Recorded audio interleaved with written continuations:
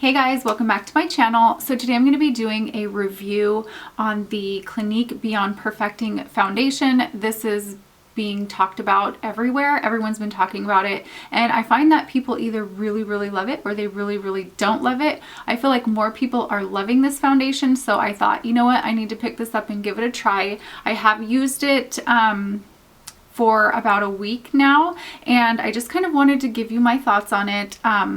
Clinique foundation, I think, Clinique products in general are pretty much overlooked, I feel like. So since Candy Johnson mentioned this foundation, I had to have it because she just raves about it.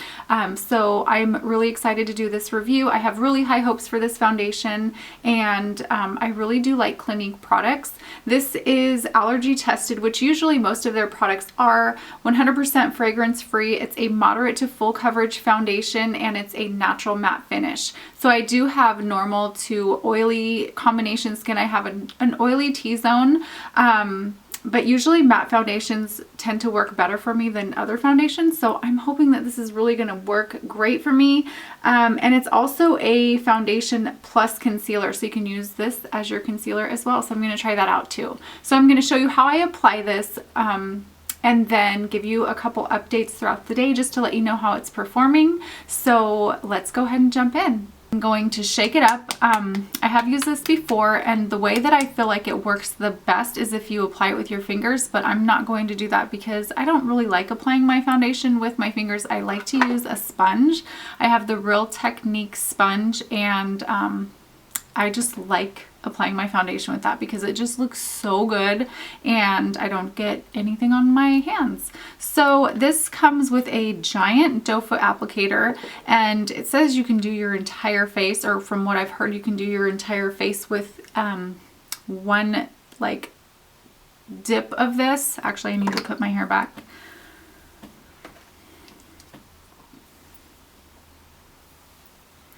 And let's see here. Not going to stay back, is it? Okay, so I don't really like the idea of using this because I feel like you're just transferring bacteria back and forth. So in the future, or if I plan to keep this foundation, I'll probably end up using something like this, putting it on there and then applying it that way. But because I'm testing this product out, I'm going to go ahead and use it how it's supposed to be used, I guess. The shade I have is number 1 Linen. So it's a pretty thick foundation.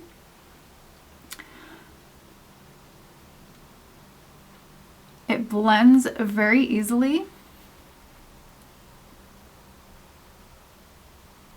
And kind of has like that Clinique foundation smell. It doesn't really smell like anything, but it kind of has like a little bit of a makeup scent. Okay, this looks terrible. I need to fix this. It looks a little pale, but I think after it dries, it kind of darkens up a little bit. Or actually, I'm going to go ahead and keep blending this out. I'm probably going to apply 2 coats because this is kind of like a medium coverage so far. From what I see, I can still see through it, and I can still see like my sun marks. Okay, so I have my second layer on, and I feel like it looks pretty good. It's a little bit pale, but that's okay because I contour and use blush and all of that, so that usually isn't a problem if it's like a tiny bit lighter.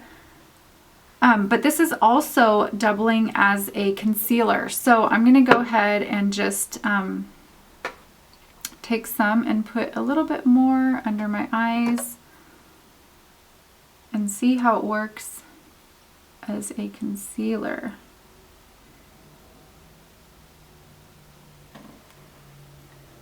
I feel like it's pretty buildable, like it doesn't look too cakey. My skin is sort of dry right now because I've been using Retin-A. But it looks pretty good. Like my skin looks really healthy. It doesn't look too matte. It's not drying super quickly, so you have plenty of time to blend it out. Okay, so I applied the rest of my makeup. I did not use the powder because I really want to see how this foundation is going to perform today. I really just want to I wanted to use it by itself so I could see truly what this foundation was going to be like. It is a beautiful finish. It is like a matte, but you still have a little bit of a glow, and it looks so nice. Like, my skin looks really healthy. It looks really good. I'm actually really impressed with how this foundation looks. I think that the match is pretty good. Considering it looked a little bit light, I think that it turned out to be okay with the rest of my makeup. So I'm gonna go ahead and check back with you guys in a few hours and let you know how things are going. So I'm checking in. It's been about 8 hours since I applied this foundation, and this is going to be my only check-in. I feel like 8 hours is a pretty good amount of time to figure out if a foundation is going to work for me. 8 hours is like a full work day, so that is like a priority for me when it comes to foundation. Is it's kind of like a deciding factor. Like, is this foundation going to work? If it lasts through the whole work day, then I know it's going to be a good foundation. So I'm going to go ahead and zoom in so you can see a little bit closer.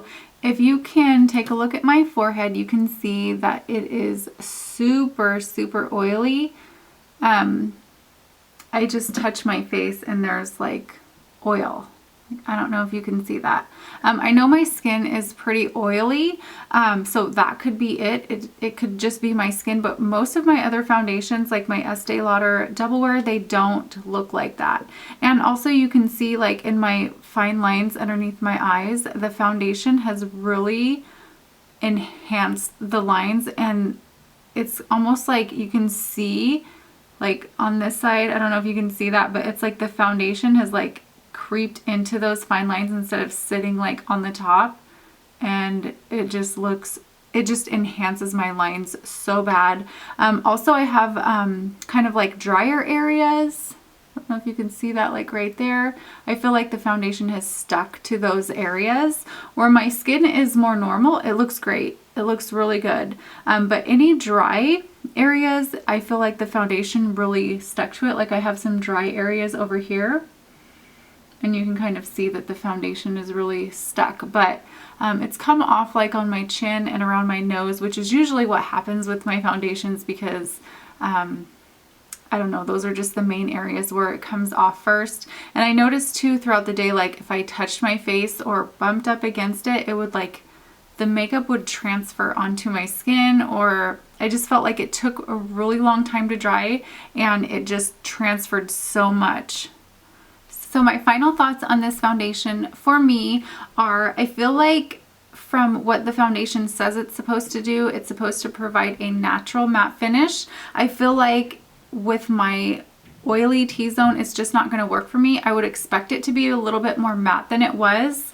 And also, I really didn't like that it clung to like the dry areas. I don't have, you know, too many dry areas, but I do use Retin-A, so I really don't want my foundation to stick to those areas. And this one, I feel like it's not really good for my skin in that it sticks to the dry areas and kind of accentuates the oiliness of my skin.